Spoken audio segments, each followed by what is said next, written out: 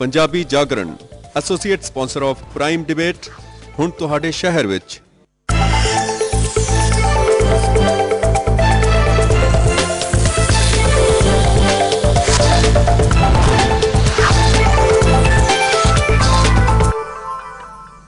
Hello and welcome to Prime. We also welcome the viewers of G Punjab in the US. First, let's take a look at the headlines.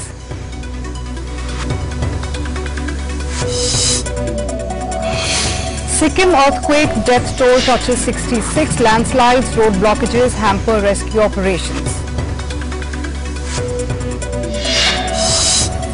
Narendra Modi breaks his 3-day-old fast, says had nothing to do with politics but adds that his mission will continue.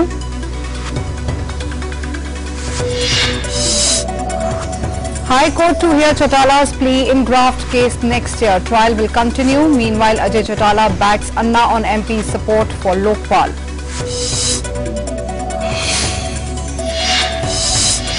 And N. Srinivasan takes over as BCCI chief. Srikanth remains chief selector for another year. Mohinder Amarnath made selector.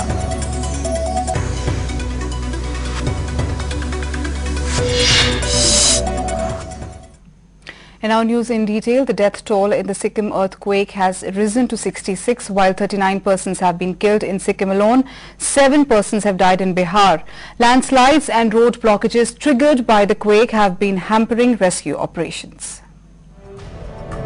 Landslides and inclement weather on Monday hampered rescue operations in quake-hit Sikkim as the death toll in the 6.8 magnitude trembler mounted to 66, including 39 in the Himalayan state. The earthquake, which struck on Sunday evening, left a trail of devastation, damaging roads, buildings and other structures, uprooting mobile phone towers and snapping communication and power lines. Aftershocks made people panic in several areas, forcing them to spend the night outdoors. हम लोग का जो damage हुआ है कल का जो ये बिल्डिंग बना हुआ है जो ऐसी 6% हम लोग का डैमेज हुआ है 60%।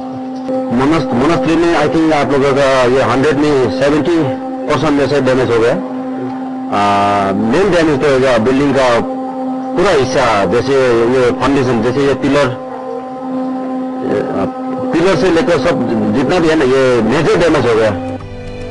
West and South districts in Sikkim remained inaccessible to the army due to landslides and inclement weather, and rescuers were facing an uphill task to reach these areas. Sikkim accounted for 39 deaths alone, with most casualties taking place in the North District. The overnight toll climbed to 66, which included 6 deaths in West Bengal and 7 each in Bihar, Nepal and Tibet. Over 100 people have been injured. The army has launched Operation Madad in Gangtok and other areas by deploying over 2,500 troops. Chief Minister Mamata Banerjee said efforts were on to repair the damages to NH31A and NH55 caused by landslides on a war footing. She also announced compensation of ₹2 lakh each for the next of kin of those who died in the state. Around 300 rescue workers from the National Disaster Response Force were stuck at Bagdogra Airport as chopper services to Gangtok have been suspended due to inclement weather. Union Home Secretary R.K. Singh said in Delhi that road communication in Sikkim, disrupted due to landslides, were being opened with the help of Border Roads Organisation personnel. And at 1:30, the road to Gangtok was opened for traffic. The NDRF teams which were positioned at Bagdogra, they were dispatched at once.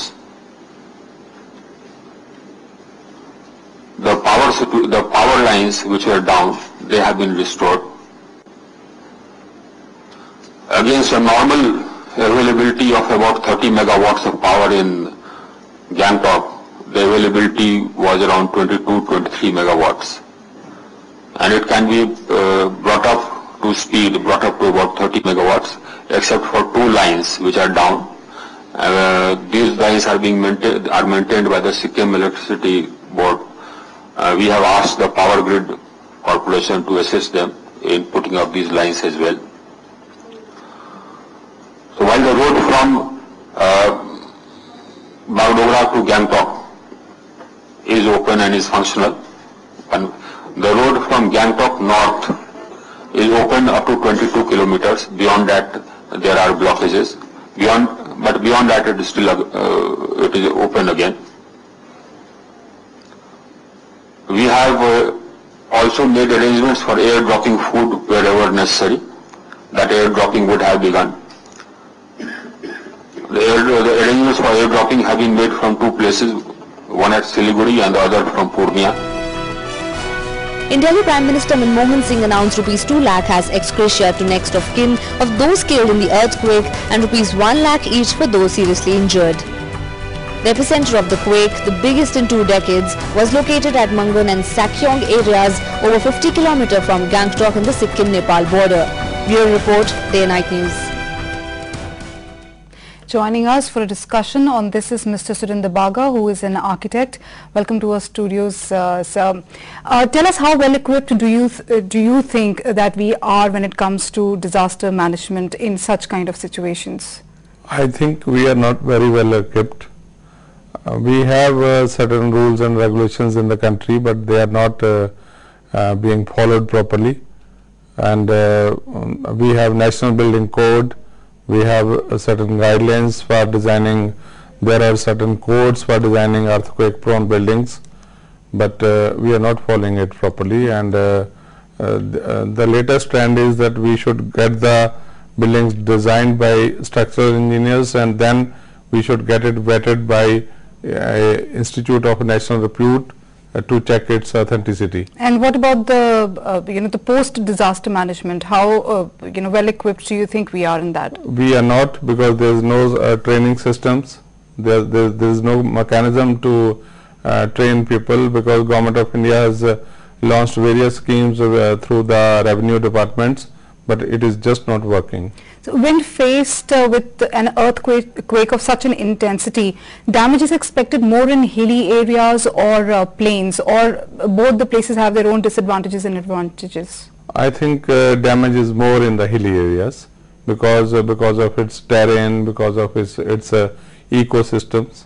Damage is more in the hilly areas. And the rescue operation is also difficult, I think, in the hilly areas. Yes, right. yes. Also, type of construction material which is used in most poor people's urban housing makes them particularly vulnerable. Would you agree to that? Yes, yes, I agree, because whatever building bylaws we have, in earthquake-prone areas, we have many measures, like we should follow concrete frame structure.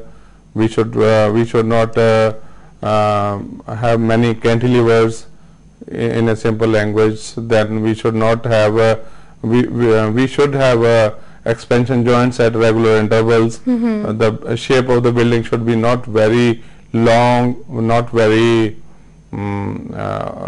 spread also. Right. It should not be, there should not be any D-shaped building. It should be very simple, straight, with the what you call expansion joints, but this is not being properly followed in our country.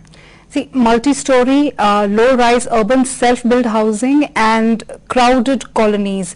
Would you blame such constructions for huge loss in such conditions, in such an earthquake kind conditions? I think in a Sikkim-like situation, we should follow not more than 3 to 4 story structures, because they are more safer. Multi-storied are not recommended in such regions. And even if we go multi-stories, there are norms, there are systems, there is a technology available. Like we have base isolation systems in India, even in the world.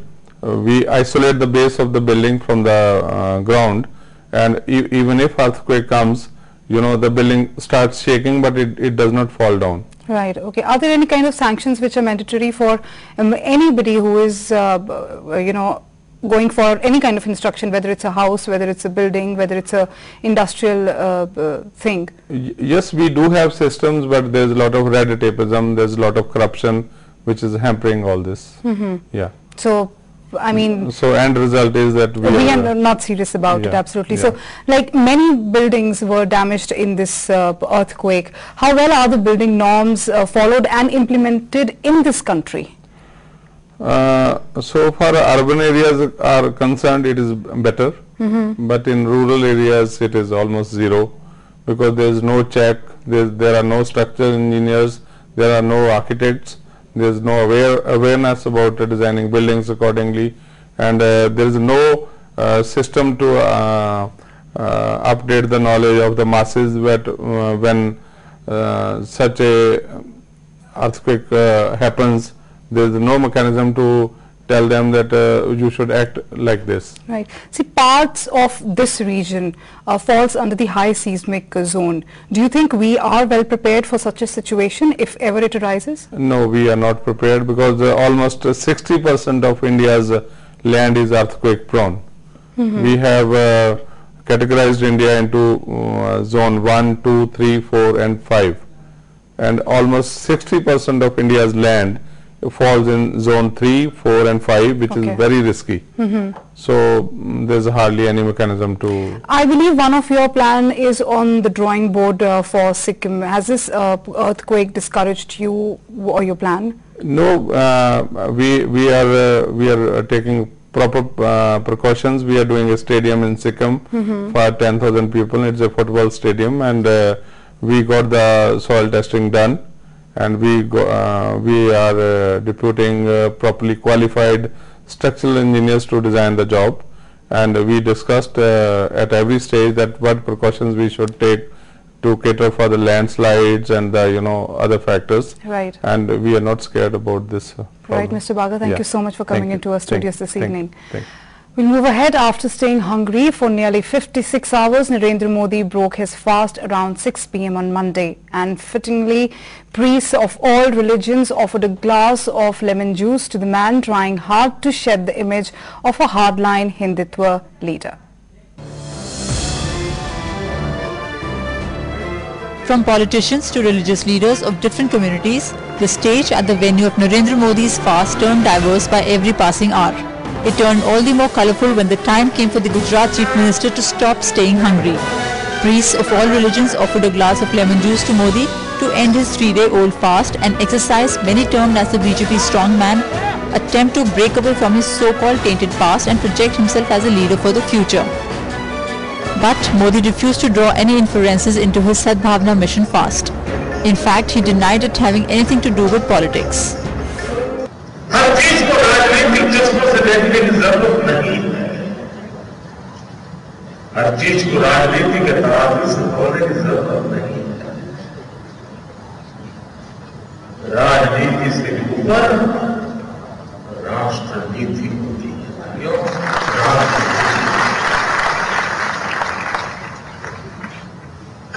ये अवसर में सद्भाव mission, उसकी प्रेरणा राष्ट्र नीति है, राजनीति नहीं है।